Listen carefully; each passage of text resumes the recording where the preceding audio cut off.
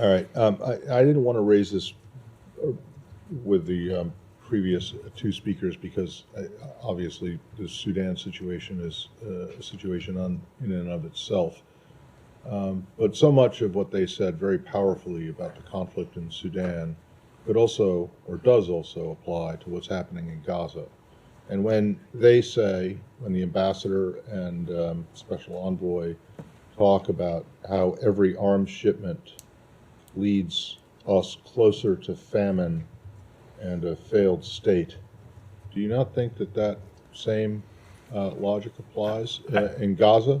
Just because it's you who are supplying the weapons, as opposed to whoever it is, the Iranians, the Emiratis, the Egyptians, whoever it is that's supplying the weapons in Sudan, doesn't the same thing apply? I would say that we are incredibly concerned about the humanitarian situation in Gaza, and that's why you've seen the United States government working to get more humanitarian assistance in. It's why we've been pushing the Israeli government so hard to let more humanitarian assistance in and to improve their deconfliction and coordination measures so there isn't such a loss of political life.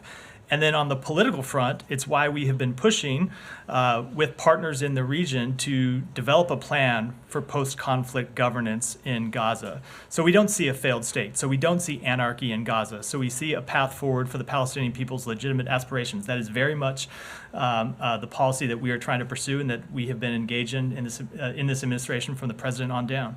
But is it correct then, though, that the administration believes that every arms shipment to Sudan leads us closer to famine and a failed state, that does not apply? You have a very different in Gaza. You have a very. It is a very different situation in Sudan, where you have a brutal civil war, two warring parties trying to seize control of the government, and in Israel, where you have Israel responding to a terrorist attack against its people and trying to achieve a legitimate counterterrorism and military purpose. That does not change at all the severity of the humanitarian situation, which is why we have been working so hard to improve that humanitarian situation for the people in Gaza. So you don't think that every arms shipment to Israel leads us closer to famine? We have continued to support Israel's right to it